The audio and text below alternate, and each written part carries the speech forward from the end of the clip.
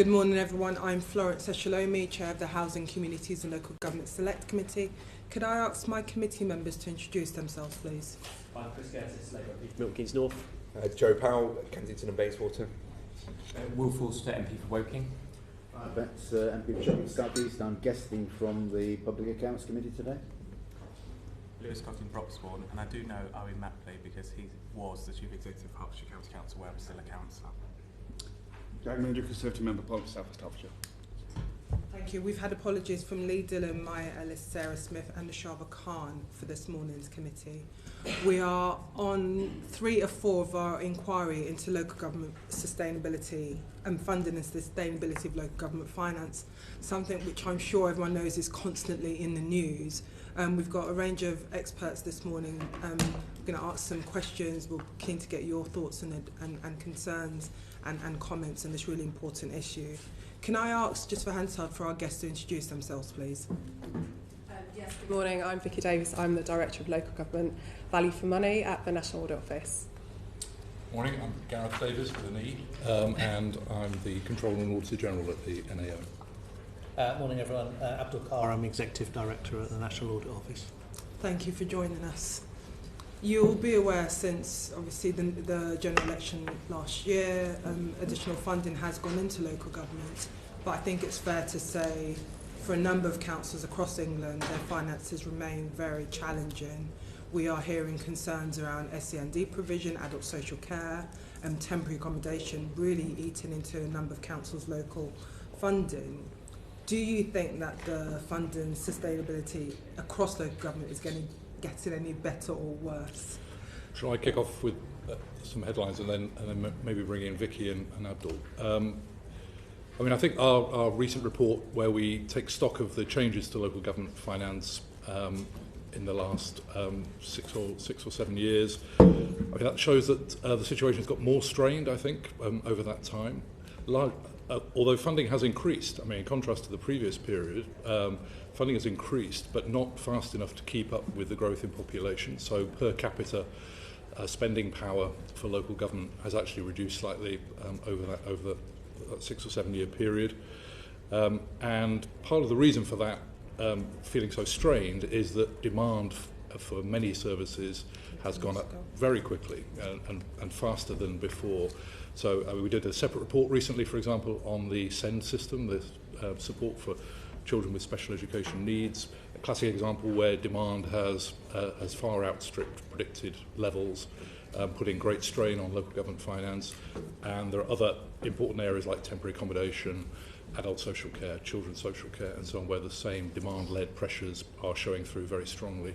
So that combination of funding struggling to keep up with per capita growth and demand-led pressures gives us the strained position that we've seen now. But Vicky might want to add. Just on that demand, Gareth, would you say the data and evidence that you've looked at, has that demand gone up pre-COVID, or has that been going up has it gone up post-COVID, or has it been going steadily up pre-COVID? I think depending on the source of demand, some of this predates the pandemic very significantly, but Vicky, you might want to say more about the details. Yeah, I would say that's correct, Gareth. We have seen that trend upwards starting before the pandemic. So just to give a couple of examples in terms of the demand rising.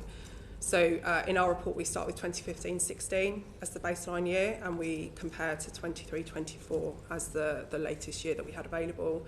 There was an 84% increase in households in temporary accommodation, 84% over that time, 140% increase in education, health and care plans, 15% increase in children looked after. So that demand has gone up significantly, as Gareth said. I think at the same time as those service pressures, and it's worth saying that over a number of years, adult social care has been a particular challenge. 15% increase in requests for support there on adult social care. Children's social care as well being a challenge, but also in more recent years, homelessness and special educational needs demand growing. And so adding to and layering on top of those demand pressures that are already coming through from social care. I would just add, I'm sure we'll get into talk about exceptional financial support, but it is worth saying that when that regime was introduced was 2020-21. Now a total of 42 local authorities have received exceptional financial support, and in the most recent announcement, 30 of those 42 have got extra financial support for 25-26. So I think that gives an indication of the pressures that are coming through for local authorities. And specifically on that, on the 30 with ESF funding, 7 of those are in London. Does your data again show that the funding pressures in all those areas significantly higher in London boroughs? So we don't, in the report, we don't break down sort of where the pressures are coming, either in terms of the type of authority or the location of them. But of course, the exceptional financial support announcements are all public, and you can click through those and see the reasons. To give an example, I think it was Eastbourne who requested exceptional financial support previous year, and that was directly linked to their spending on temporary accommodation. I think Newham was another one that was linked directly to temporary accommodation spending. Thanks. So I would just add a couple of things. I mean, on the London point, I don't think we have any data that suggests that London is subject to greater demands in terms of adults or children, but certainly on homelessness. It's the kind of epicentre of homelessness demand, although that's now spreading to other authorities. You're right to emphasise the kind of, there's two sides of ledger. There's cash and there's demand. And the areas where demand has gone up, adults, children, homelessness, SEND, are high-cost services. They're not easily digitised, so they're really, the major cost is people costs. And they're also largely dependent on other parts of government to solve. So, for example, homelessness needs the housing system to work, adult social care needs Department of Health and Social Care to work, and so on. So they are dependent elsewhere, problems that authorities on their own can't solve. Just in terms of that exceptional financial support, if you effectively look at it, it could be classed as a payday loan because councils still have to pay that funding back. Essentially, do you think that's the way forward if we keep seeing this short-term one-off funding to local government as a way of addressing this, really challenging funding situation? No, it's been the long-standing practice of all governments to use capital essentially to solve what is really a revenue problem, and so it's very poor accounting practice. But you can understand why. Practically that appears to be the easiest solution for a government with limited resources. So successive governments have used the same technique. I just think it's being exposed even more so now, just with the sheer number of authorities that are having that support applied. But it's not a sustainable way of managing finances. If I can just add, what we say in our report is obviously those pressures that build up as a result of exceptional financial support, and despite the name, it is not additional cash, it's permission to use money raised through capital, be that extra borrowing or selling off assets, and using that to plug a gap that an authority has in its revenue budgets. Of course, that borrowing has to be paid off within 20 years, so it is just adding to the level of borrowing that authorities may have, and also the debt and interest costs increasing. I mean, worth saying that the previous government consulted on revisions to the local government financial system with the Fair Funding Review. That got derailed because of the pandemic and other things that were happening at the time. I mean, it would only be speculation to suggest that had the Fair Funding Review happened, we might be in a slightly better position. But certainly this approach is kind of sticking plaster, pending a more fundamental review of the funding system. And just obviously everyone's waiting for 11th of June with the full spending review. In essence, we've heard local government minister highlight that they want to look at multi-year settlements, they want to remove some of the ring fencing. What more do you think central government could be doing to help address this really key issue? In our report, one of our recommendations is that in arriving at this kind of better approach for the future, first of all, there's a cross-government element to this. Abdool's already mentioned that a lot of the solutions lie with individual government departments, not just MHCLG. And so any solution to this needs to be a cross-government solution with buy-in from the relevant departments. So a good example, something we've reported on many times in the past is the inefficiency of running lots of small competitions for individual pots of money because it suits an individual department's policy agenda. If you're a local authority, that looks like an extremely burdensome and expensive way of accessing small amounts of money for very specific things that may or may not fit your local priorities. So just one example of where a cross-government solution is needed to make a more efficient way of allocating resources with fewer transaction costs. There's also the need to think about this as a whole system, not just cross-government, but vertically as well, from central policy making to local delivery.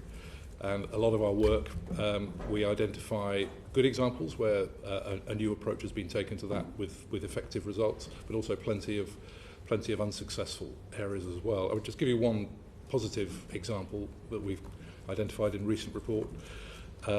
Active Travel England is a small unit established by the Department for Transport, and its job is to help local authorities implement high-quality active travel solutions, so encouraging walking and cycling as opposed to using the car as part of urban planning and other changes.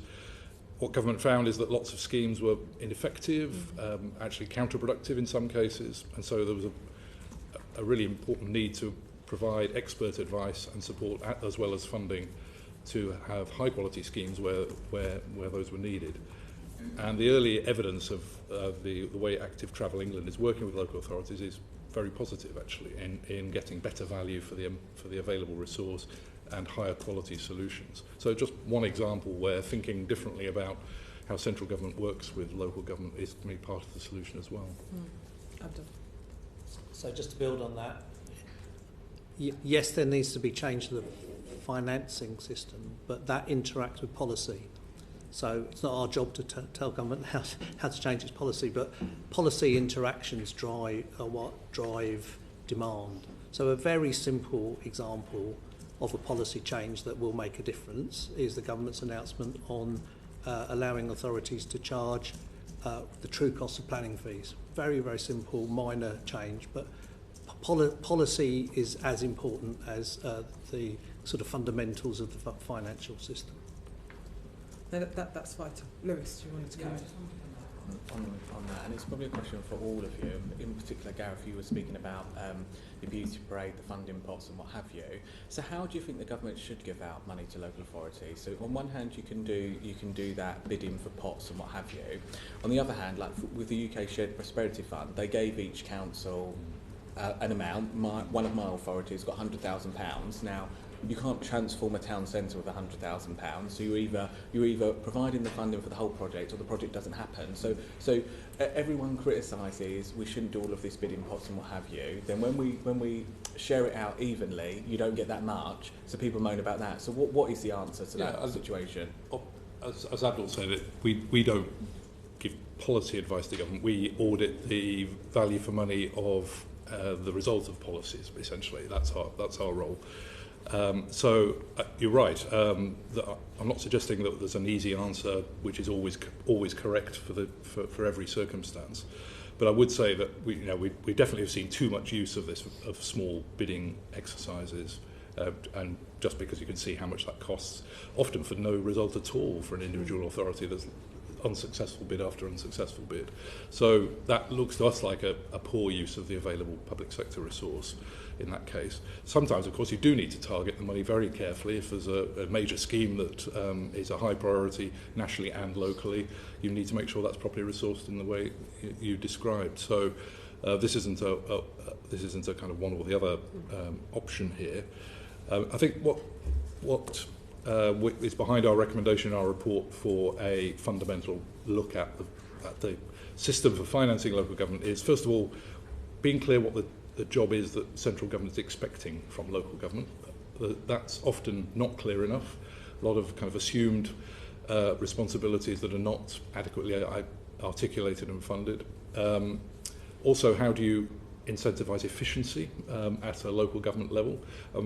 We're not mentioned that yet, but of course, efficiency varies between different local authorities. So how do you incentivise efficiency at a local level, as well as getting the core funding levels fair and reasonable.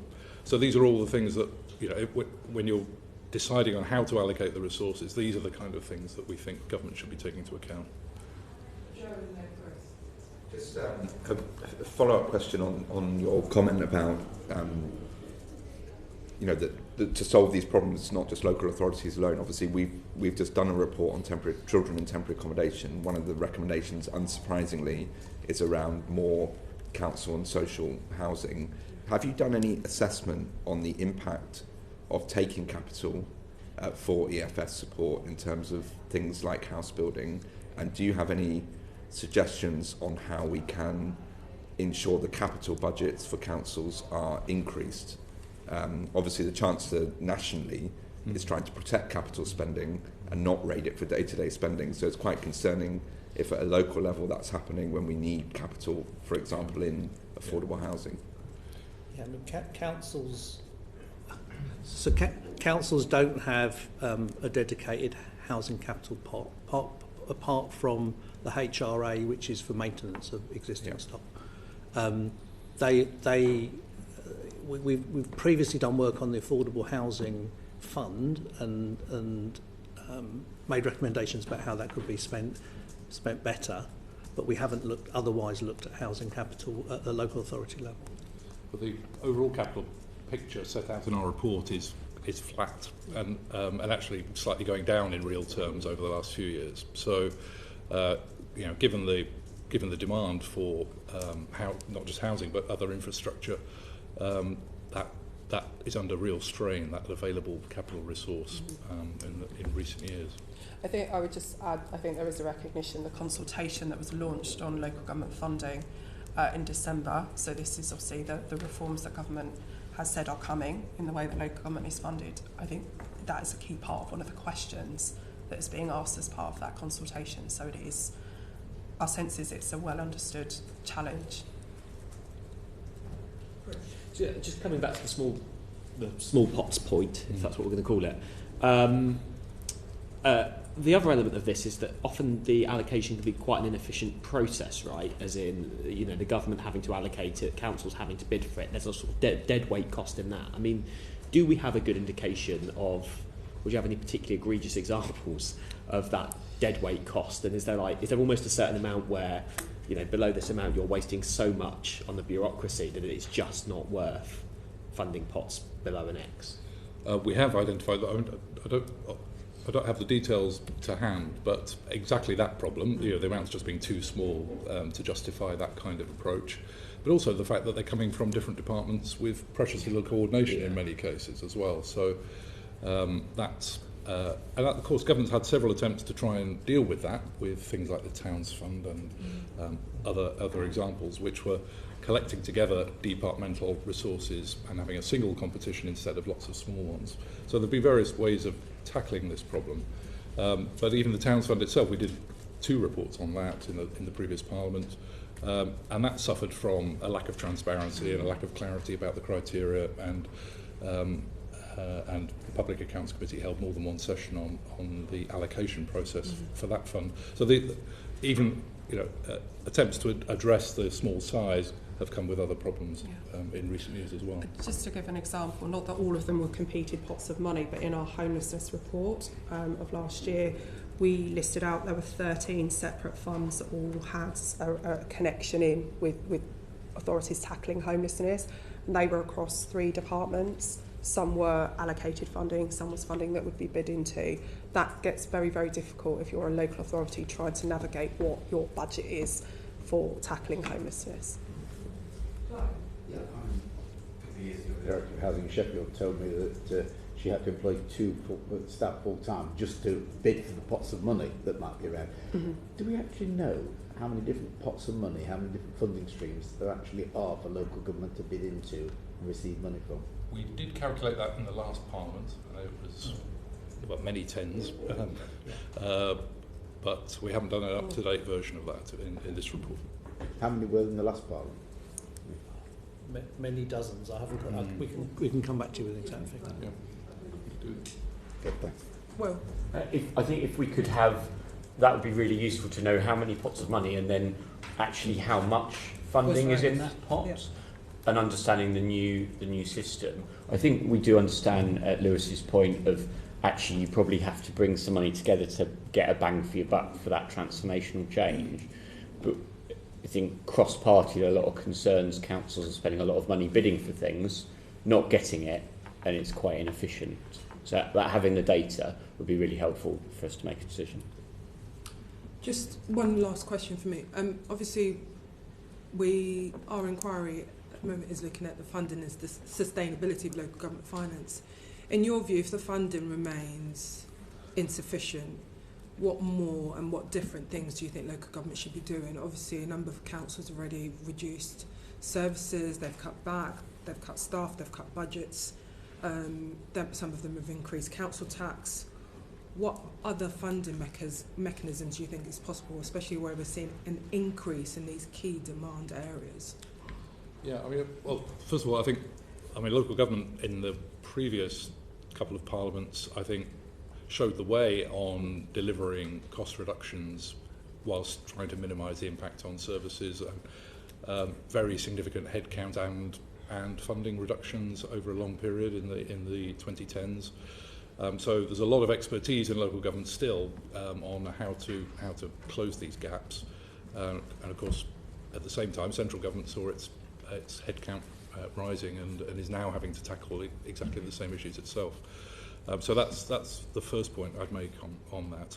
I think it's also worth saying though that the kind of extreme pressure that councils are under can give some very negative results as well, and we've seen some very poor investment decisions in the search for commercial returns on local government investments, particularly commercial property.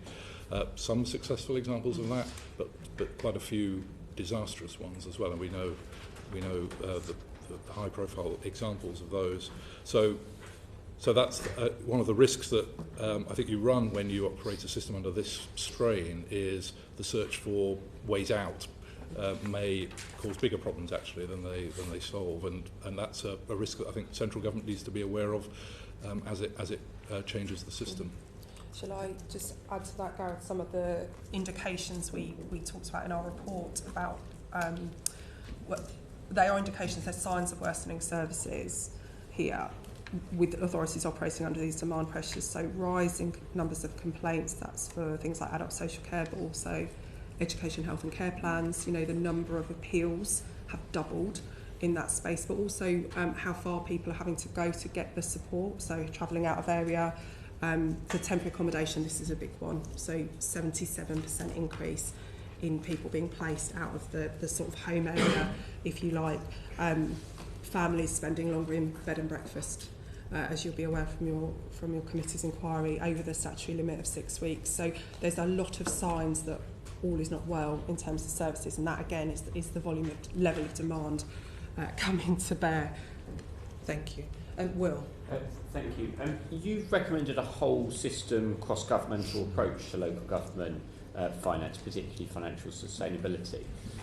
What would such an approach look like, particularly in practice, and how would it help alleviate the financial pressures that we're seeing across so many local authorities? First, it would require that Abdool, as Abdool mentioned earlier on, it requires a kind of policy solution to unsustainable areas of financial demand on local authorities, and SEND is one where we've reported separately, and the Public Accounts Committee held an inquiry on that report, which our conclusion was this is just a financially unsustainable regime that isn't actually delivering results that are positive for the children, young people it's designed to help sufficiently as well. So only central government can revise its policy, and the Department for Education has announced that it's doing that.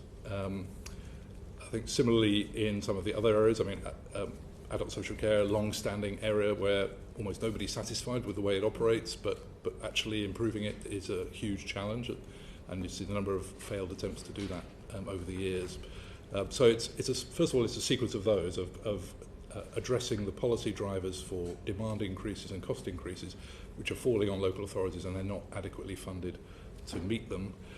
So what is a sustainable approach to each of those areas?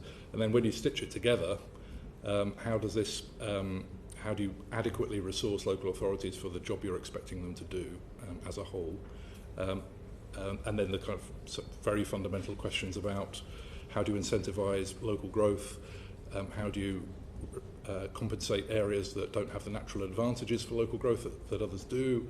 These are long-standing challenges in local government finance, which any solution is going to need to tackle afresh. I mean, I would add the opportunity of devolution. Again, it's down to government what powers or additional funding mechanisms it wishes to enable through devolution. But the way in which mayors can work, in some cases, have already worked with, for example, on the police and fire side, so reducing crime. In Manchester on health, so reducing kind of health demand and health issues. So this is less about more cash and more about joining upness, both at sort of Whitehall level, but also on the local level. There are real opportunities there, I think. Trailblazer funding as well for some of the mayoral combined authorities. So the two follow-up questions, if I may. Have there been approaches to long-term financial sustainability that have worked in other areas that we could translate to local government? And Gareth, you said you almost need to nationalise some of these problems or properly fund them nationally in a local setting. What level of extra funding do we need to make this financially sustainable? Well, yeah, I was very careful not to say it's extra funding. I mean, that's certainly not our job to recommend that to government, because where do you stop? There are challenges all across spending pressures across every department.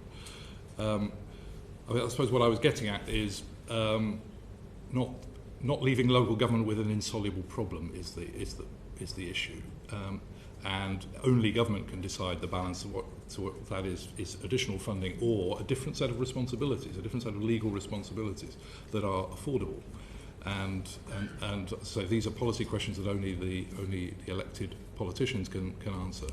But it's a challenge they have to rise to, because otherwise we're left with just the completely unsustainable position we have now, with deficits building up on the balance sheets of local authorities because they have no choice but to provide the service, but have run out of the resources to do that. And the Send is the clearest example, because we have essentially everyone pretending that these deficits don't exist when they are actually having to be funded from the reserves and borrowing of authorities.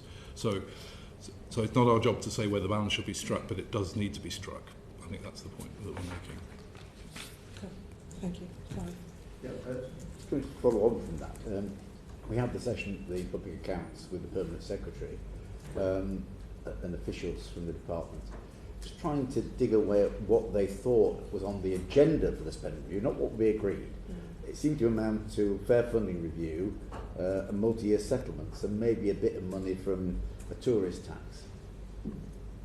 Yeah, they were confident that would make local government sustainable. Are you as confident? Well, that's a kind of forward-looking policy question, which is we're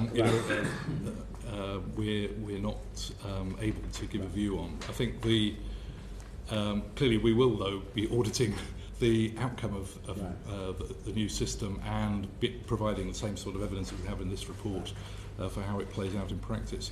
I think the key thing here is growth, which is, of course, is the national challenge as well for funding all of government, but it absolutely applies at a local level as well. And so Abdool mentioned the fair funding review earlier on. I think going back to some of the principles of that and how you incentivise local growth and therefore funding for local services whilst compensating areas that don't have the natural advantages on growth. So if those changes have been made before, the fair funding review and multi-year settlements, ask you a backward-looking question then, and they've been in place 4 years ago, would the problems in local government finance now be as drastic? Would it all be solved, or would they simply be less? We can't know, of course, so we can't give you our authoritative NAO view on the answer to that. But there were obviously lots of reasons to think that there were advantages in what was being proposed, and so we just can't say what would have happened. But Abdool, you might want to add to that. I mean, setting aside the fair funding review, that we point out in the report, and there are a number of areas that where there hasn't been the reform needed. We know council tax hasn't been revalued since 1991. We know the business rates haven't been reset since 2013, and so on. So the deprivation formulae haven't been changed for a number of years as well. So would those changes have made a difference to at least the distribution of funding? Definitely.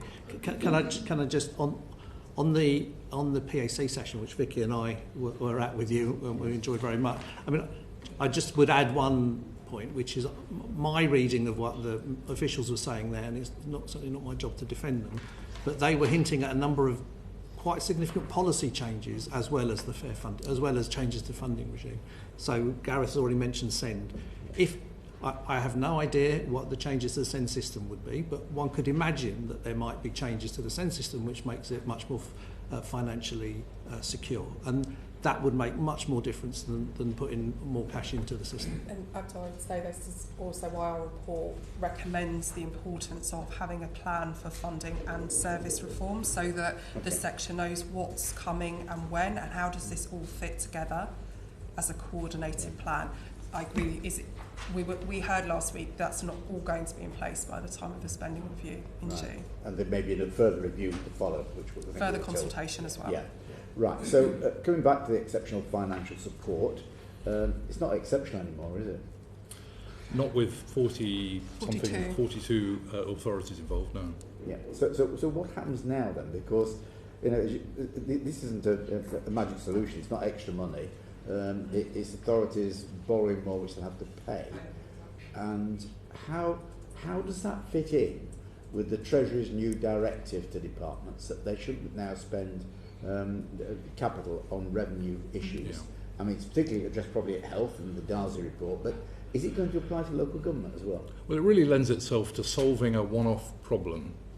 And so you can imagine it being appropriate where but there's been some, for example, like a failed investment that you just need to essentially bailing the authority out of that, but its underlying annual finances are in reasonable shape.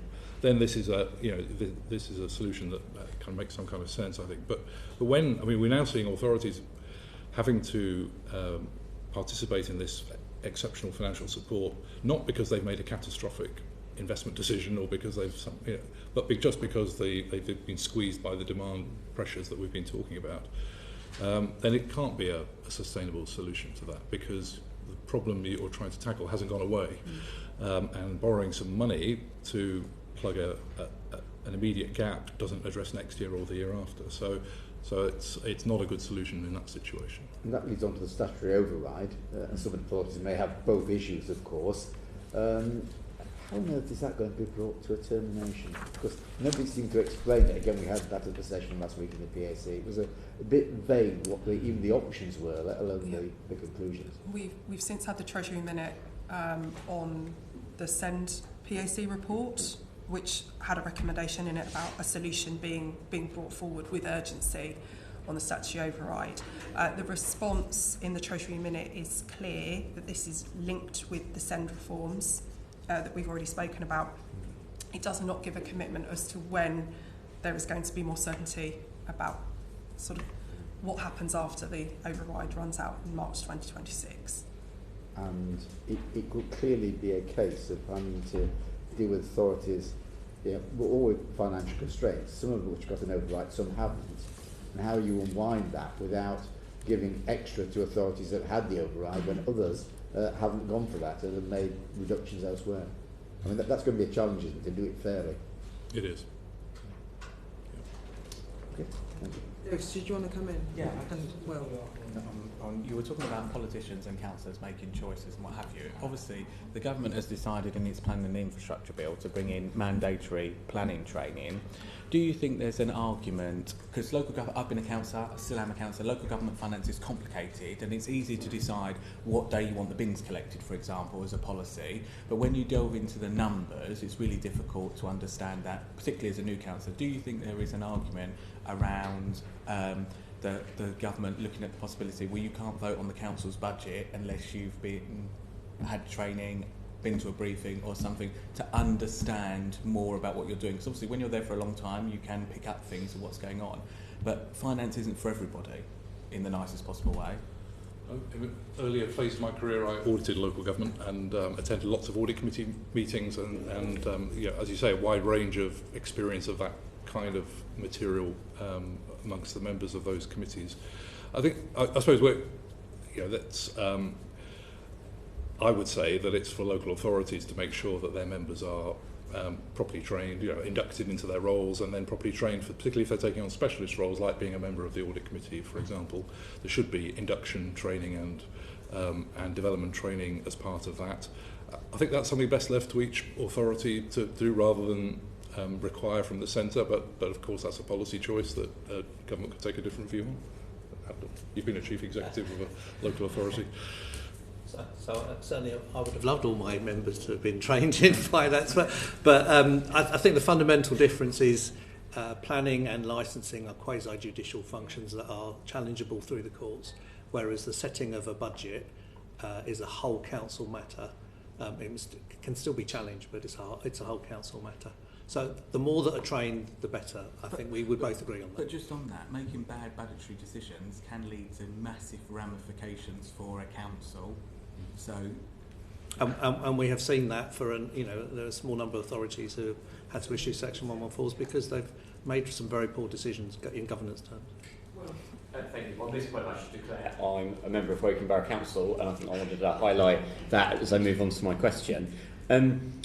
Woking's obviously a stark example of this, and I think I wanted to explore is what Clive was talking about of EFS. It just doesn't work in this situation. EFS works if a council has a short, medium-term issue, but long-term they can solve it. They just need to transform their services. They just need to sell this big town hall, and EFS bridges that gap. But we're not seeing the problems of local authorities be that anymore. So Woking Borough Council has debts of over 2 billion. It's going to sell assets of about 1 billion to shrink down to a sensible size. That's a negative equity to £1 billion. It will not repay that. To keep it going, it borrows more, and that's the government solution. So actually, rather than writing off £1 billion now, the government is going to continue lending money to Woking, probably meaning we'll have to write off more as a taxpayer going forward. Why is the government continuing with this system that they know is flawed? Is it actually MHCLG completely get it, but they can't get extra money out of the Treasury? You'll have to ask them. That's a question for government, not for us. But so I suppose, why do you think this is happening? Well, just because the writing off £1 billion is an extremely expensive thing to do immediately, isn't it? So you can see why that's unattractive, and I'm sure, as you say, that this is an affordability versus a lot of decisions in government are essentially affordability versus value for money. It might be a poor value for money solution, but it's the only one you could afford. Is often the sad truth of some of these decisions. But if you're saying it shouldn't there be a better solution to this, and first of all, obviously the first thing is to avoid councils getting into the position that Woking got into in the first place, and I think that's about governance and it's about local audit, which you may want to come on to at some point. We are. So these things should not happen, and it's extremely unusual that we've had such a cluster of these across several authorities in a few years. But once they have happened, in the end, people are going to have to just recognise reality with this, aren't they, and say there's a moral hazard here, essentially, of councillors spending money they don't have and then falling back on the national taxpayer when it all goes wrong. And that a better solution to that moral hazard is what's required. Okay, thank you. Moving on then to local audits, which you just referenced. What are the lessons learned from Woking and others around local audit, and how would you like to see local audit improve so it contributes to a healthy financial system? Well, just for members' information, I've worked at the Audit Commission for a long time and audited local government for many years, up to about 2012.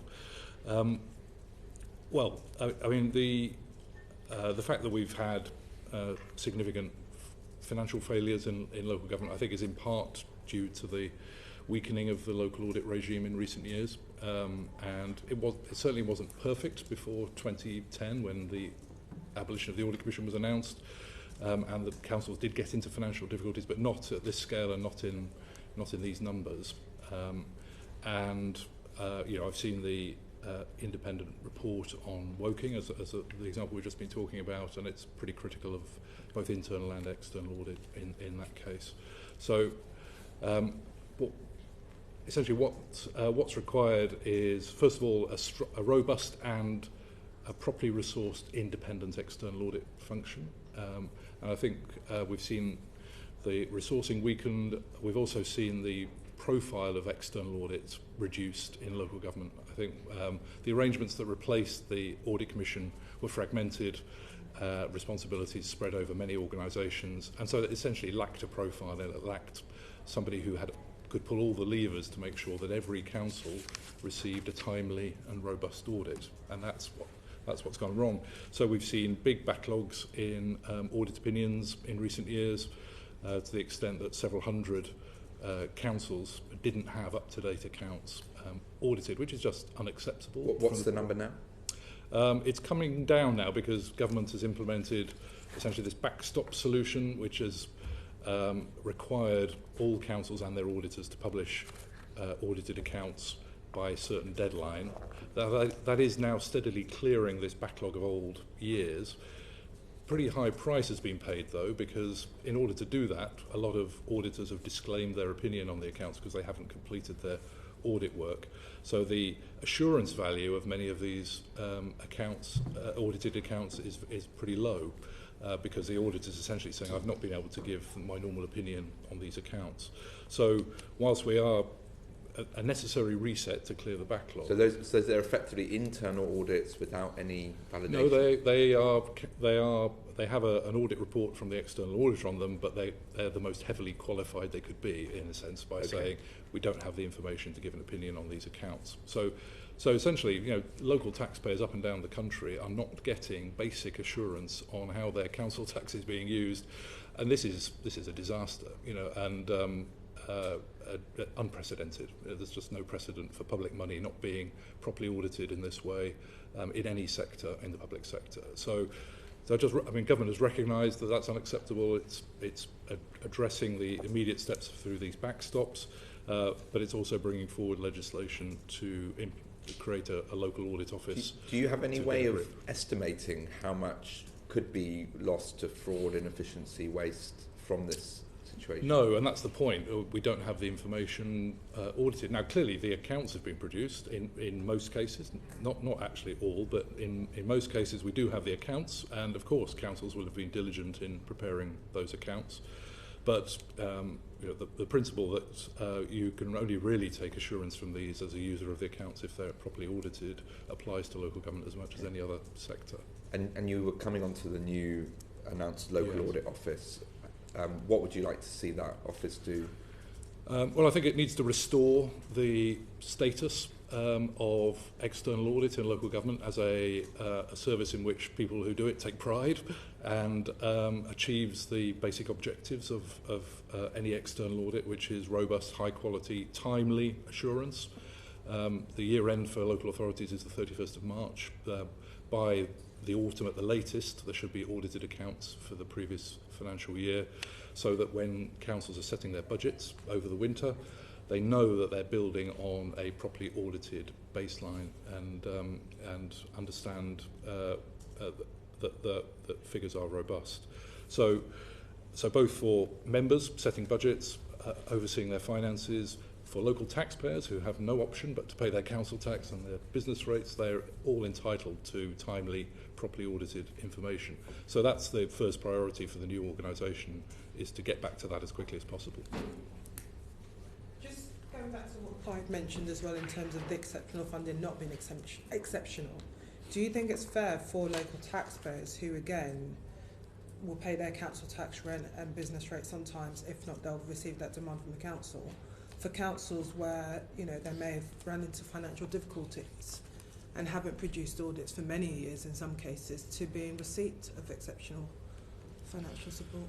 Well, obviously, it's not the fault of local residents that their council has got into this situation and that it has unaudited accounts or disclaimed accounts. So it's not fair to take it out on local residents, I guess, is what I would say. But clearly in some cases people are paying additional rates of council tax, for example, because of financial difficulty that their council has got into, so it has directly affected them financially. So it just illustrates how important it is to get out of this situation as quickly as possible. And but I think penalising them further by essentially not providing the resources to deal with the immediate issue is unlikely to help, I would have thought. Clive. Just two issues. One, should there be a legal requirement to produce audit accounts by a certain date? There is a legal requirement to set a budget. And should auditors be independently appointed?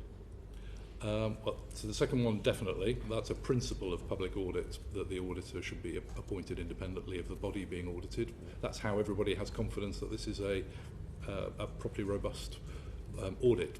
And if the auditor is looking over their shoulder at whether they're going to be reappointed or not, it reduces the independence of the audit process. So I think that's a fundamental principle.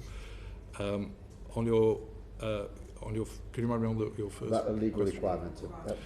Yeah, I mean, at the moment, the accounts and audit regulations do set a deadline for that, but it's Which many councils have missed. which it's clearly in regulations rather than in primary legislation. I mean, I think for many decades that system worked perfectly fine. So I don't think it's the lack of a stronger date in legislation that's the issue. It's getting more robust arrangements in place in the way that I think is now intended. For many years, there were just you could count the number of late council accounts on the fingers of one hand. Lewis, Very quickly. So in the councils that have faced financial distress or issued Section 114 notices, do you think there has been flags within their audits that they've had to say that that council's in financial stress before it is? Because it doesn't just happen overnight. So something must have been going on in their audited accounts for the previous couple of years to then lead them to that. Do you think that has been flagged enough or not? Well, I don't want to comment on individual cases. Clearly, there have been. I referred earlier to an independent review in Woking. I mean, it looks like in some cases there have been building concerns, and you could tell that from the way in which things are being reported. But there's a question there about, well, why were things not escalated faster then? In other cases, there appears to be very little reference to things before they suddenly emerge as problems. I mean, I think this is where, if you talk to local authorities about what would have helped in some of these situations, a much more direct and robust intervention from the auditor when they became aware of these problems building. And of course, that's not an easy thing to do, because you are stepping over the kind of technical audit boundary into challenging the financial policy of the authority. So this is not straightforward. But a confident and experienced auditor knows how to have that conversation initially with the finance director, then with the chair of the audit committee, and then with the chief executive and the leader of the council. And many times that was what happened, and somehow we've lost that kind of influential role of intervening informally before things become a serious problem, raising things so they can be addressed within the normal governance processes of the council, and we need to get back to that. There are some cases on public record. So not the Nottinghamshire Energy Company, the auditor issued recommendations. The previous no longer exists Northamptonshire County Council, there was a public interest report which led to the best value intervention. So there are some on record, but there are many cases, as Gareth says, where the accounts and the audit of the accounts weren't completed in time to make that point. Also unlawful payments. There's a couple of Section 114s that have come about because of unlawful payments, and that has been picked up through external audit. Thank you. I think this is something that we'll definitely continue to probe and look into. Vicky, Gareth, Abdool, thank you very much for coming before the committee this morning. Do change over of our guests.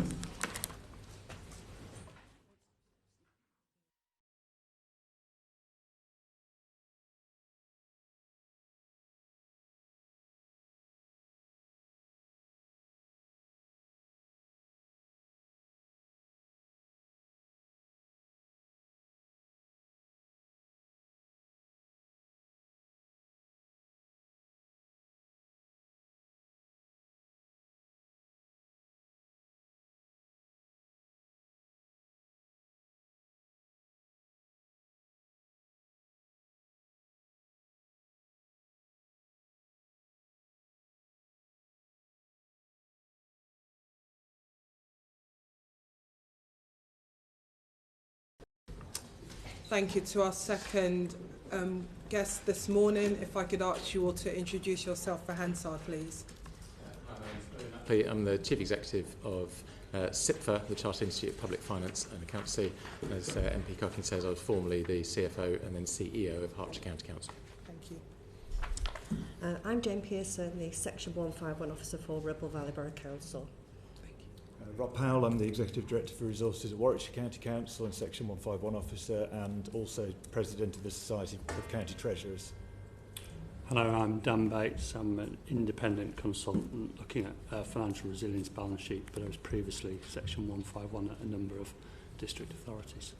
Thank you very much. I'm going to hand over to my colleague Chris for this first set of questions. Thank you. Well, thank you for joining us this morning as well. We're just going to start off by talking about some of the key cost pressures facing local councils. So what have councils been doing to manage the increased demand and cost of services, adult social care and SEND probably being the biggest examples, and what do you think government can do to help? Do you want to start off with Rob? But for us, we've got four. One in a category of its own, which is special educational needs and disabilities. We've currently got a deficit this year of 48 million on roughly 84 million budget. That will grow next year. We'll end up with a cumulative deficit of about 151 million next year. That's after investing £15 million acquiring a school for social, emotional, mental health difficulties, enormous investment in resource provision, and essentially a major transformation programme. And that is an unmanageable pressure when the statutory override ends. We've provided nearly 60 million on the balance sheet to cover some of that risk, but the scale of it is now at a level that we can't cover that, and we're less than a year away from the end of the override, and that's a massive issue. The others are really challenging and very difficult, but are manageable, and we're a really robust council. Children's social care is a problem of unit cost and complex cases, not numbers. Our numbers of children in care have gone down. We've increased the numbers open to early help, and we're a pathfinder for the national reforms, which I think are probably the answer to a more preventative model. So that's much more encouraging. Adult social care is really a problem of volume, far more coming into the system. We've made big changes there, but we can't invest in capital in the same way in adult social care because it's too big, and the system and the funding stream, in my view, need a reset. And then in home to school transport, we've got a policy, legal entitlements that I think go back to 1948. Spend on that has tripled, in the last 5 or 6 years, and that is purely numbers. Special needs and mainstream children have gone up by 36% for mainstream, 57% for special educational needs and disabilities. Our unit costs have been managed really well and are stable. But it's the SEND issue that is the one that really troubles me, and that is the one that we can't handle locally. Yeah. If you ignore that, I think from a Warwickshire point of view, we would feel pretty confident of navigating the storms, but I think medium term there need to be reforms in all of those areas. Anything, Jane, you'd like to add to that list? Yeah, so obviously Ribble Valley, I'm sure you're probably all aware, is a very large, rural, sparsely populated district in the north of England, 225 square miles. So as a district, we obviously quite, I suppose you could say, fortunate that we don't have the cost pressures that upper tiers and unitaries have. Nonetheless, our cost pressures are largely around providing services in a large rural area, such as refuse collection. We've got miles and miles of country lanes, few bus services, and an often unreliable rail service. So it's more about sort of access to services, and also elderly populations in rural areas who potentially are isolated, fuel poverty. But they're the sort of pressures we face. Things like probably also our local plan is 5 years old, needs to be updated, not least to reflect the new targets set by the Secretary of State in terms of house building. We're really struggling in terms of recruitment of certain staff, certain professionals, especially planners. So whilst it's welcome news to put funding in those areas, it's not always easy to actually recruit those, especially with LGR just round the corner. Other pressures perhaps in a rural area like ourselves probably go back to the last major reorganisation. We had certain assets transferred to us, for example, a swimming pool, very out of date, in need of refurbishment. They're really significant costs, and to some extent discretionary services, you know, that whilst really, really important to residents, there is a real risk with LGR whether they'll continue. Go on, Owen. Is there anything you'd like to add? I think it's worth saying that what local government has achieved over the last 15 years is remarkable in the face of the pressures. The fact that it's quite right that we are focusing on the financial pressures on the sector, but it is absolutely the case that if you hadn't seen the huge transformation in services that we've seen, there would have been vast numbers of councils in addition to the ones in difficulty now.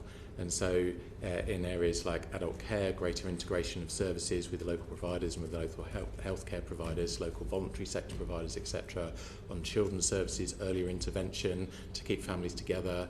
There's multiple examples like that around the country where councils have done remarkable things to keep providing services in the face of these relentless increases in demand. But the facts now speak for themselves that when we're seeing the majority, or all upper tier councils, the average is now 80% of their spend is spent on these core services of adults and children's. On housing authorities, we're up to sort of 9% of their spend is on homelessness spend. So, of course, we want to encourage and see continued transformation, particularly with technology and so on. But the reality is that the relentless march of that demand and the associated cost of it has outstripped councils' ability to manage within it. Dan? Yeah, can I just pick up on what Rob was saying about the SEN and give you a few statistics? So the upper tier authorities now, about 3/4 of them have DSG deficits, and pretty much in all cases, whether or not there is a deficit, the deficit or the reduction in surplus is accelerating. In fact, there are now 3 authorities that, if the statutory override was to finish today, would have negative reserves. I suspect by the time the accounts come out in June this year, that'll be in double figures. So Rob was saying that Warwickshire are otherwise robust, but won't be forever if it continues. But there are other authorities now with very large SEN deficits, but who are also losing reserves at a fast rate of knots and no longer have any cash, and they're effectively financing those deficits from borrowing. So there might be, you might have £100 million SEN deficit, and with rates at about 4 or 5%, they're paying 4 or 5 million on an already overheated budget simply to fund that deficit, which arguably is an underfunding. That's crowding out the ability to invest and do other good things with their capital because of borrowing costs. That situation is expected to worsen, and more authorities will be paying more in short-term borrowing interest simply because the SEN deficits are out of control. Okay, so one follow-up for Rob, if that's all right. So let's say the government chose to consolidate funding for demand-led services, temporary accommodation, adult social care. Do you think they could use reasonable unit costs and level of demand in each authority to better calculate a base level of funding? I think that's essentially what the funding reform, local government funding reform, should do by resetting the formula, because they're out of date. I'm not quite sure what you meant by consolidate funding. Do you mean nationally, or are you talking? I think the problem would be the same issue. It's how you finance the costs that you've got in the system. But we need the formula to be updated for sure, because certainly in a county area, the council tax is taking a much higher strain to fund these services than it is in some other areas, and I'm not sure that's quite right in terms of what people pay and what they get. Would you say it's prudent for local authorities to look at investing in those preventative services, to look at driving down demand? Very much so. I think that the challenge is about the affordability. So we've invested nearly 6 million in our own children's homes, which is excellent. Difficult to get them registered quickly, and you've got to get the right children in, so that they get the right outcomes. But that's a very positive thing. Our pressures in children's are much better controlled. We've put 3.5 million into early help, and we're a pathfinder, as I say. We can't do that everywhere. And when the pressures come, you start looking at those non-statutory things, obviously, and think about the affordability. But I think it is the right thing to do. We've done it in Send. We're also purchasing some buses for home to school transport to pilot running our own fleet, which can also provide demand responsive transport to other residents. But I don't think we could do that at a massive scale because we just haven't got the capital there, not least because at this rate with the SEND deficits, our borrowing will exceed the capital financing requirement, which means we're borrowing for revenue, and you can't do that. Yeah, it still amazes me we're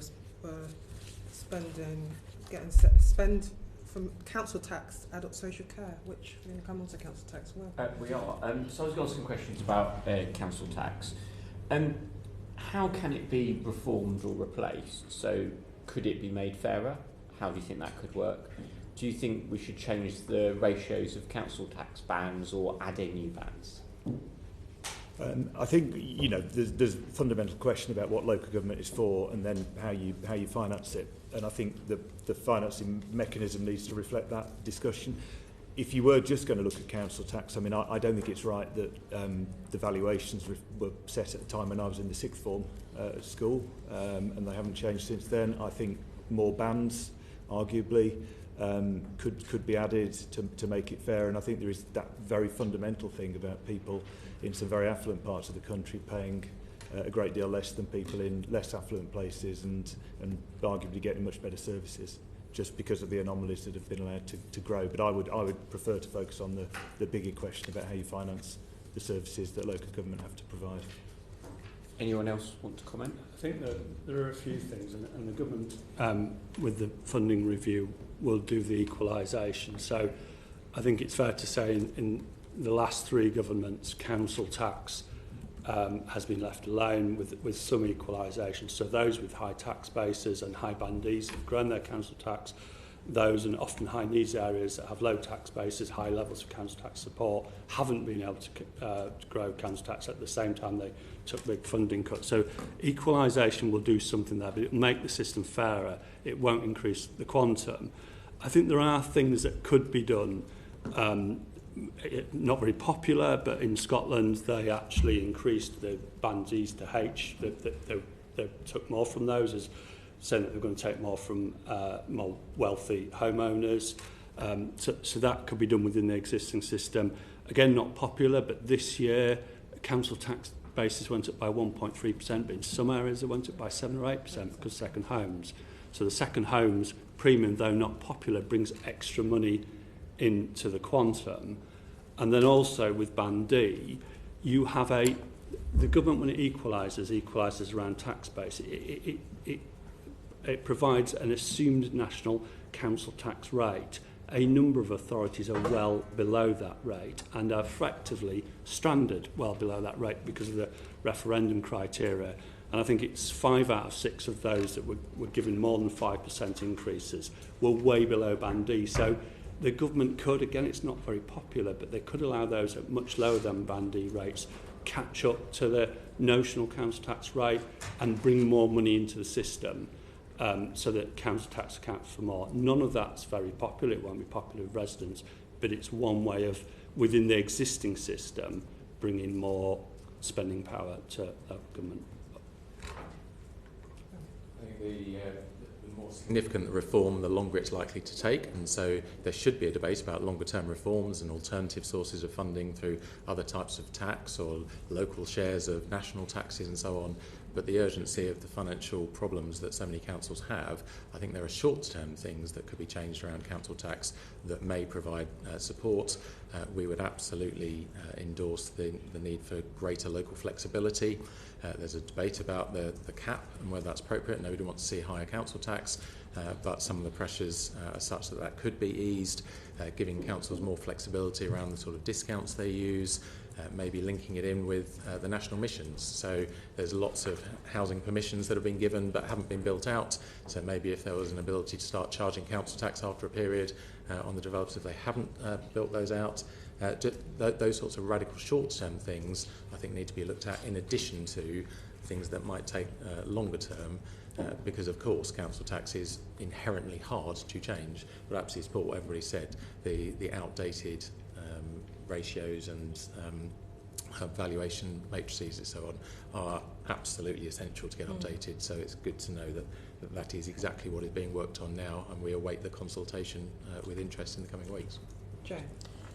Yeah, sorry, I'd just like to add that I think exactly that. The situation we have now is across the country a patchwork of different sort of financing strategies. Different councils are having to look to different areas, so we've a real mismatch of councils taking, well, local income taxes, tourist taxes, second homes premiums, green waste charges. So some councils have really had to sort of max out in those areas, so that then there's a question of sort of fairness. Again, in Ribble Valley, I think we've been quite fortunate in that since 2010, the key funding streams have really been about encouraging growth. And again, we have been fortunate to some extent in that we've seen, well, our main industries are really sort of agriculture, hospitality, leisure, and the aerospace industry, but hospitality and leisure is absolutely crucial. And we've, over the same period since 2010, seen a significant number of house building. That's then attracted further businesses. So the two funding streams we're talking about really, new homes bonus and business rate growth. For many, many years we've been told new homes bonus would cease that year, but obviously it hasn't, it's continued. So we have, I think, currently about 25% of our budget is funded from those sort of growth streams. Now we know they will end.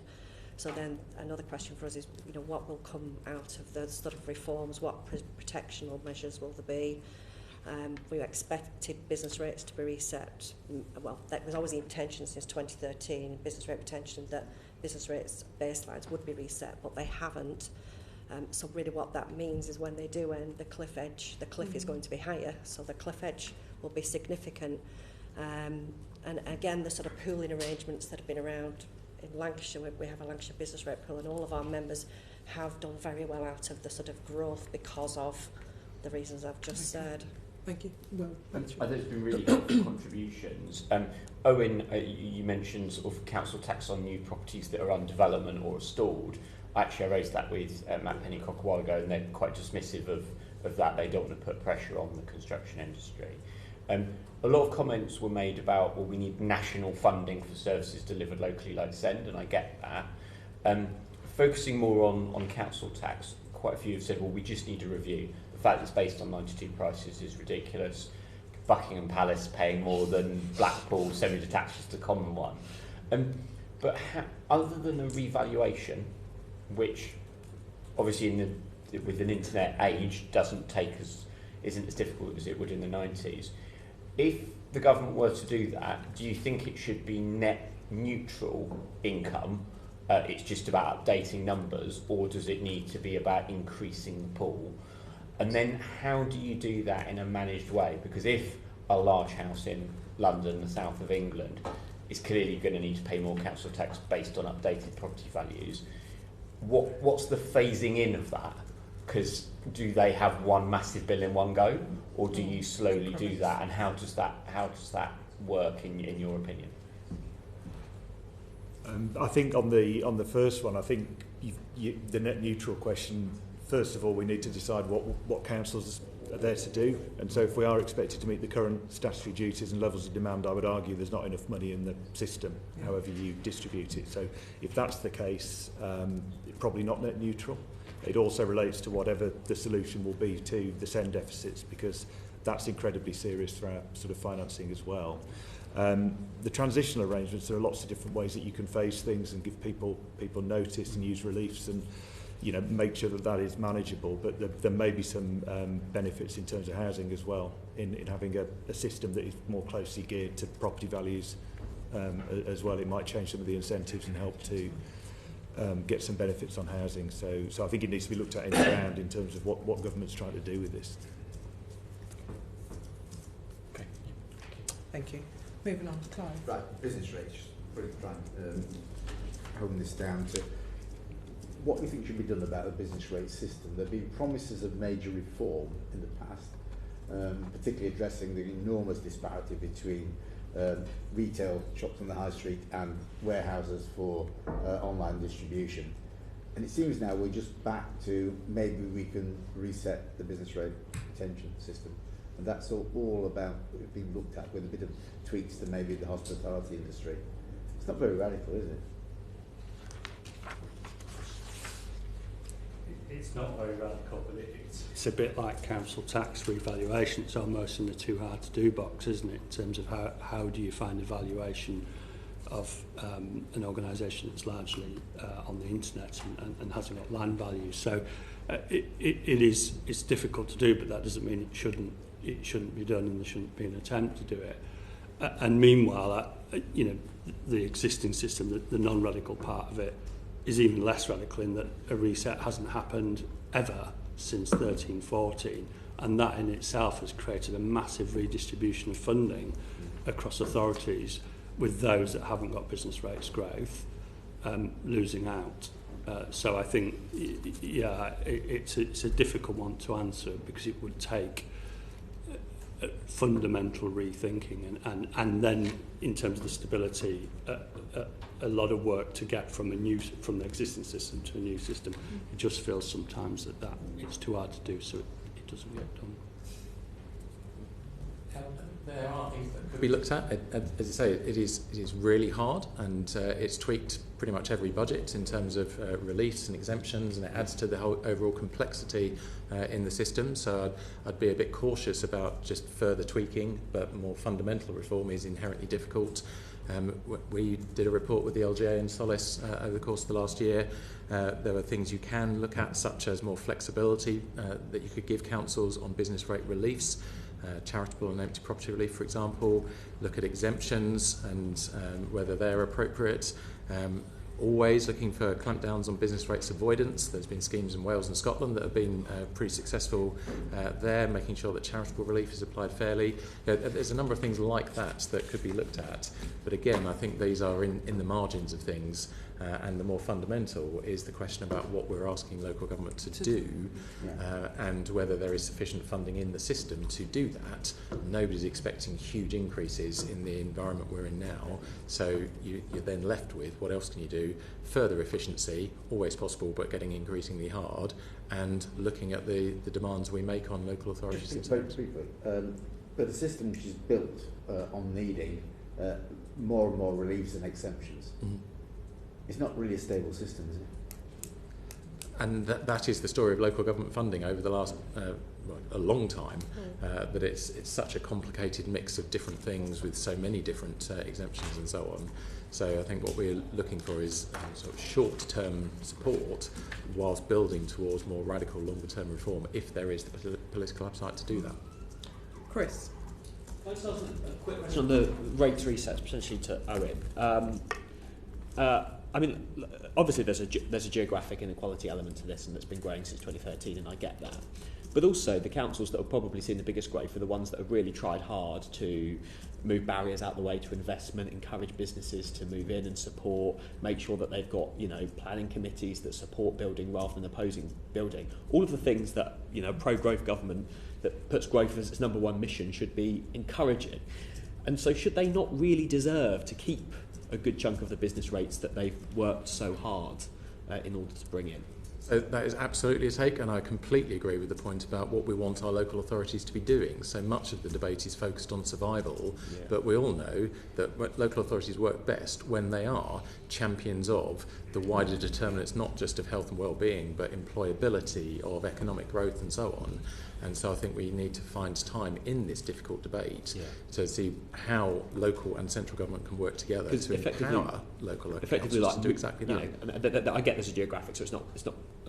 We shouldn't dismiss that point as well. I completely get that. It's easier to get investment in some areas than others, but ultimately, a business rates reset will be taking money away from those that have been really encouraging investing business in, and potentially moving it to places that have been trying to block investments in their local area. But also you've got to look at the geographic differences as well. The ability of some areas to encourage and drive that business growth is very different in different parts of the country. So you've also got to be looking at redistribution and transitional relief if you do make major changes. So, but I get the point. Absolutely, local authorities should be best enabled to be local drivers of economic growth.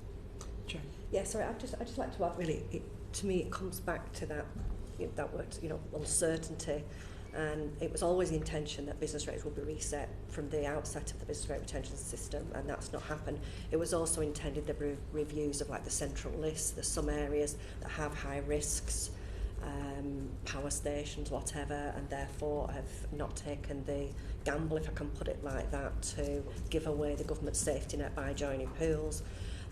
But it's just more the sort of uncertainty that's been there now for so long. Local government finance is extremely complex. We really need certainty. I think, as any one officer would say, it's that real difficulty in making really what are, to some extent, educated guesses with public money as to what the future 2, 3, 4 years will look like, and just having 1 year on the settlements makes that really difficult. And that's really paradoxically why some councils, such as ourselves, have built up reserves, because of that unknown, because of, you know, we're just unsure whether key funding streams would end overnight, which we were told they would do for many, many years. So I think it's not just about the fairness side, it's really about having that certainty as well. Great, thank you. Well, so I want to come on to other sources of income. Partly, I think I was asked to do this from a Woking perspective, as when councils try to find other sources of income, it can go spectacularly wrong. But would really welcome your thoughts on what's some of the examples of best practice with this. What's sort of the examples where they've been able to manage the risk effectively, and what's sort of the best percentage a council's able to get from another source of income? I can tell you what we've done in Warwickshire, and we've tried to be commercial. We've tried to look at our balance sheet as well as our revenue. So two major things. One, we've always traded quite a lot of services. We turn over about 45 million. A lot of that is to schools, but to other councils. We have a fantastic legal service who support many other local authorities, and we make about 11 million of gross surplus and get a contribution of about 2.5 million to our overhead. So that's worth doing. It's not without risk, and academisation in the schools market is quite a big risk to that. I don't think it will go up. The second thing we've done is we've set up a property and development group. That's not acquiring properties for rent. This is about developing our land, and we will make more doing that than just selling the land to a developer. It's only in Warwickshire. It's about getting good quality sustainable housing. It's about business premises, small business units that the market don't build. They tend to build the big sheds. It's a gap in the market, and they manage our rent roll for the council as well, and they're a lot better at it than we were when we were trying to do it alongside everything else in our property team. They're building up. They're a couple of years old. They're going to build 1,200 properties in the next 5 years. They've got a pipeline of about 2,200, and they should be giving us a consistent 3.4 million into our medium-term financial strategy. That's about 1% on the council tax, but it's not risk-free, and we haven't gone into this sort of eyes closed. We've got a reasonable reserve to cover commercial risk and timing differences as the company ramps up, and we've also the big schemes are being done in partnership with one of the big house builders, Vistry Homes, and that's a really sensible deal for us in the way that it's structured. So it's minimising our borrowing exposure on the large schemes and leveraging the land assets that we've got. We will need to. What we do govern that very tightly and carefully, and all of our commercial activity has to be within Warwickshire, or it requires extra sign-off from councillors, because we're only doing this to sort of amplify our outcomes, but it does have a financial upside. So that's what we've done. I think that there are plenty of examples of prudent councils that have taken managed risks in core areas of their competency around developing their own assets, but not going out radically into the commercial property market, for which they're not expert at. We've seen services that either, instead of outsourcing, are provided as a trading service. They can provide steady income. But as Rob says, there are a set of risks there. And I think it is a sign of just how pressured this sector is, that we're saying, oh, could councils be looking to almost scrabble around looking for any way of raising money, and that risks inappropriate activity because of the pressures that they're under. And I can think of no other part of the public sector. We don't ask our schools, we don't ask our hospitals to go out and start acting commercially and getting into investments and so on to fund their core services. So it comes back to the theme that we've all been talking about what do we want our local authorities to be doing, and how can we ensure that there is adequate funding for them to do that.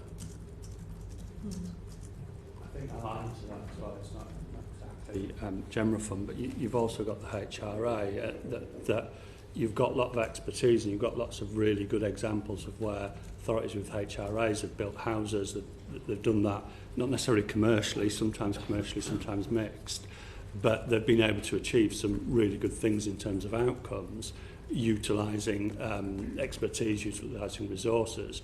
And I think if you get onto HRAs, you'll see that has been curtailed severely by rent freezes and policies over right to buy, etc. But you have got a massive sector that is capable of delivering some really, really good outcomes for housing supply as much as anything. That at the moment is a bit hamstrung by the financial situation and some of the rules and regulations that it's bound by. Lewis, we touched on it earlier, but Lewis is going to come on. Financial distress. Councils don't go bankrupt overnight, so do you think there's enough early warning processes, systems in place to alert people that if you keep making decisions like this, you may end up in financial difficulty? I don't know who wants to go first. Owen? So an early warning system is if you were seeing increasing amounts of councils struggling to balance their books and having to go to ever more extreme ways to just ward off that bankruptcy, that would be an early warning.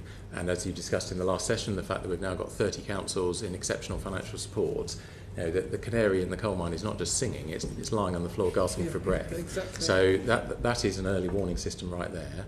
I would also say we shouldn't understate just how much information there is in the public domain.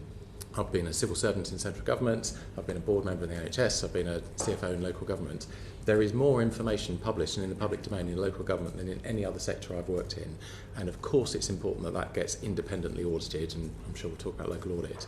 But there is so much information out there, and so I think it is beholden on local authorities themselves through their audit committees. And I think it's really important to have a really rigorous, high-quality audit committee with appropriately qualified people, independent if necessary, chairing those, to give that really good hard kick of the tyres locally, and really scrutinise the management accounts, the forward plans that are published. Hundreds of pages of financial information are published by local authorities. So in addition to other forms of sort of peer reviews and the departments, the MHCLG's review of at-risk councils, there is a lot of information out there. But absolutely, as the risks and the pressures go up, I think we've got to pay attention to all of those early warning signs. But the fact is, more and more councils are now, we're beyond there's an exceptional problem, or it was poorly managed, or there was bad governance. We're just getting to more and more councils that are struggling to keep their nose above water with those relentless rise of the demand pressures. But do you think those warning signs are good enough? Like take peer reviews, for example. Lots of councils that have gone bankrupt or issued Section 144 notices have had really stunning peer reviews. Nothing to see here, everything's really good, the council's really good. And then suddenly, within 12 months, 2 years, they were in massive financial difficulty. So the early warning signs aren't working, though, are they? So I would agree that in some of those that have gone spectacularly wrong, there were signs that weren't listened to, even if they were there. I think given the pressures they're on, maybe there is even more that could be done. So, for example, with the exceptional financial support, there were resilience reviews of those councils commissioned by MHCLG, declaring interest. It was CIPFA that did most of those reviews, but that is an additional independent way of coming in to look at finances. But absolutely, I think we need to be open to considering whether there are more robust measures. One, actually, I would say, I'm sure we will talk about local audit, and the opinion of the local auditor is important on those accounts. But one thing that has been lost over the years is that dynamic governance relationship between the auditor and the council. There's been a reduction, I think, in the emphasis on the value for money reporting that they do. There's been less just sort of routine walking the corridors and having a dynamic relationship with the leader, the chief exec, the CFO. And I think we need to get back into not just good, timely, qualified accounts, but good, healthy governance and assurance landscape where a combination of the council's own activities, independent third-party reviews, the work of the external and the internal auditor is valued and used both locally and is monitored nationally through whether it be the new local audit office or the department and so on. Yeah, I'd agree that some of the sector-driven reviews haven't been great, but I think MHCLG has a role to play as well. And I listened into last Thursday's committee with the MHCLG officers who said they were really, really confident that they would know if there's a problem occurring. Well, if that confidence was based on the previous offlog, then I wouldn't have any confidence whatsoever, because offlog just created a whole burden on the sector, taking poor quality data that was out of date, that was very singly focused around one or two dubious measures, some of which weren't bad, and declared set a whole load of hairs running based upon that. So I do think the department has a role to play in properly understanding its sector and having its early warning systems. Now, they say they're confident.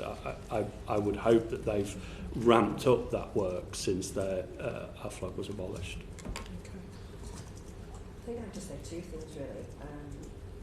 Governance can be the boring side of local government, but governance is always crucial. But the other one is, I feel personally that audits can tend to be very much backward-looking. I think there needs to be much more forward-looking assessments done, and I think that would really aid sort of decision-making, and everybody would be much more in tune with what the future looks like. But then we're back to the uncertainty of local government finance, really.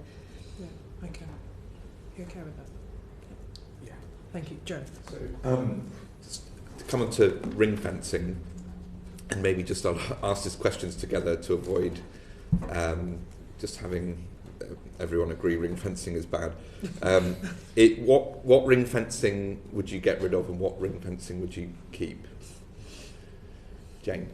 I think my point would be that local government should be funded properly, and it's about no strings the pot. attached. So any strings you keep? Maybe one or two, but I really do feel that I think we're all saying the same. The pot is not big enough. By reforming the pot, if it stays the same, then it's just about creating a new set of winners and losers.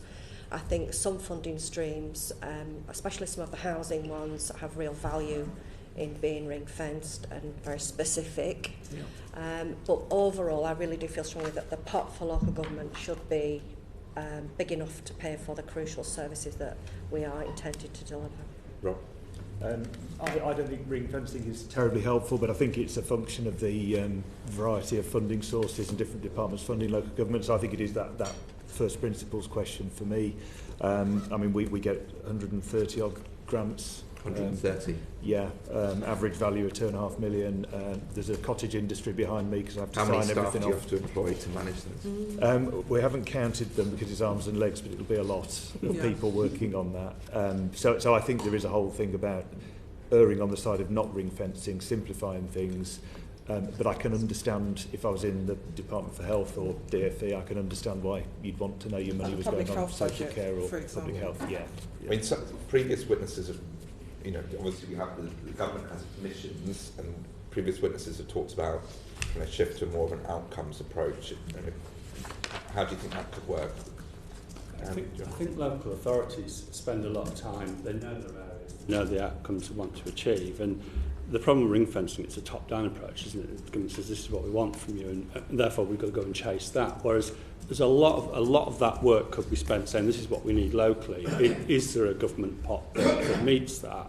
So I think there will be some ring fences that you need, because you want to have a specific government priority addressed. But there'll be lots more where local areas, particularly if they're working together at the combined authority area, maybe can express what they need, and some of those pots could filter into those, because the work's done, the need has been proven, and the funding's there, but it's a lot of people have said at some of your previous things that we're getting money for this, but we need it for this, but we're not allowed to transfer it across to this. But that's where we know the need is. So I think a little bit more of a concordat between central and local government that allows local authorities to express what their needs are and know that there is funding there to Can I just add one question in terms of, one of the examples we've used we've heard about is about prevention of homelessness versus addressing homelessness. And obviously you don't want to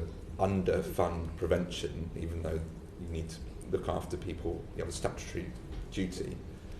So, it's just an interesting example. I don't know but Owen, if you have any reflections on that. I would agree with the move has to be more towards outcomes, but it also has to be more towards local partners collaborating and working together.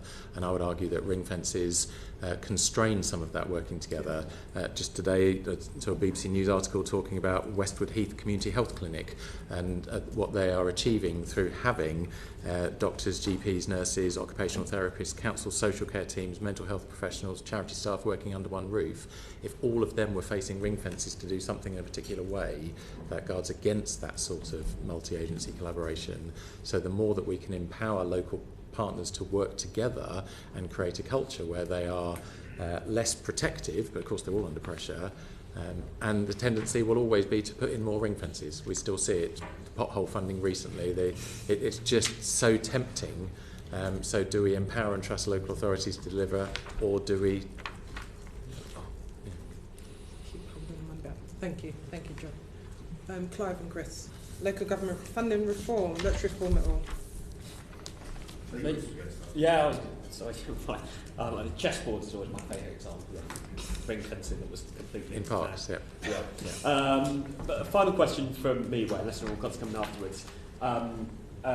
Anything radical to the way we fund local government that you think would be a good idea that the government should put on the table? So, introducing new some examples, introducing new taxes such as a tourist levy, completely changing the way we do, moving from the property taxes we've got to a land value tax, looking at assigning a portion of national taxes to local authorities, or anything else radical that you think the government should be looking into. If anyone wants to come up with any ideas. Very quickly, any or all of those I think are worth exploration, but let's not kid ourselves about the clear and present danger that we're already facing. And so the urgency of the problems, I think there's a risk that we could have interesting long-term debates about how the sector could be funded, and what we need is a really hard look at what we're asking the sector to do and how we can support it to transition to a more sustainable model. So great if we have those as well as short-term things, but I think there's a risk that some of those could prove distracting when it's clear that the overall pot is constrained because of the wider public financing situation. So yeah, I just add, obviously with LGR on the table at the same time, but we are potentially talking about a perfect storm. But in terms of how radical, I think it's the key things about being accountable, fairness. The new methodology talks about the three things about determining the differences between authorities in terms of demands and needs. So then it's what are the cost drivers, so being fully transparent with what those are. And then sort of looking at area cost adjustments, and then also obviously the ability of different areas to raise council tax. So I think if they're all done in a transparent, fair, accountable manner, that is to me quite radical, because we've not had that for so long. So potentially leave the more radical options until we've got LGR done. Yeah. And I think in terms of slightly less radical, do things like, in the HRA, replace some of the lost income, get rid of the straitjackets around rent increases, and allow HRAs to get back to investing in housing stock. Same with council tax, although it's a little bit less palatable, but allow some of those that are stranded in low band D, if they want to and they can agree, to bring more income in. So stop constraining local government's incomes. And also, obviously, remove the ring fences and support good projects rather than look to constrain and control. Anything else, Rob? I would just echo Owen, really. I think there's a short-term piece, but longer term, I think local government has shown itself to be one of the most innovative parts of the public sector, and I think with more fiscal devolution, there's a lot more that we could do, and we'd probably deliver value for money based on track record. Yeah. Thank you, Chris. That's what the public council, the permanent secretary was saying, really. I thought that the review of funding would probably only change fair funding review, the distribution of the money, probably a multi-year settlement as well, which had been promised, but maybe not much else. Council tax reform was ruled off, business rate reform ruled out. Are those changes, just the multi-year settlements and fair funding review, are they going to sort out the problem? I don't think that's solved out the problem. I think multi-year settlements are really welcomed. When I think back to the 1 4-year settlement in the middle of the 3 Conservative and coalition governments, that eased, even though there weren't very nice figures, the certainty was at least there. But in terms of everything else, in aggregate, local government will still have the same problems. It will redistribute those problems because those that have done really badly out of the last 15 years will do less badly, but in a zero-sum game, those that have done okay will start to lose out. So I don't think it will change local government's problems in aggregate. It will move the problems to different authorities. Yes. So I'd just like to add that I feel quite strongly that local government is the Cinderella service of the public sector. Some of the services that we provide, certainly on the discretionary lines, really assist in terms of reducing demand on the NHS and so on. If more money is not put into the local government pot, then I really feel we would just be creating a new set of winners and losers. And I would say those changes are necessary but not sufficient, and what is also needed is what came through loud and clear in the previous session, the need for policy reform to try and address those demand drivers of some of these services. It's worth saying that I wrote to all chief financial officers as they were finalising their budgets for this financial year, and said that good practice, well, standard practice is to look 2 to 3 years ahead in the way they do their Section 25 statements, looking at the adequacy of their reserves and the robustness of their estimates. So given the fundamental uncertainties, the fact we've got a spending review coming, we've got major funding reform, we've got policy reform mooted, it would be appropriate to shrink that horizon. Say if you can get through 25, 26, fine. But if we get past those points, the spending review, the reforms, and there's still no... I can't just continue to be ruthlessly pragmatic in that sort of advice to CFOs. And I think we'll see increasing numbers of Section 151 officers struggling to see whether there's going to be sufficient things coming down the road to keep them sustainable in the medium term, rather than just the current constant short terms of exceptional this and exceptional that. Exactly. Thank you. Thank you very much. I think with our discussion will definitely continue. I think the one thing that's loud and clear is what is local government for, and making sure it's adequately funded. Order, order.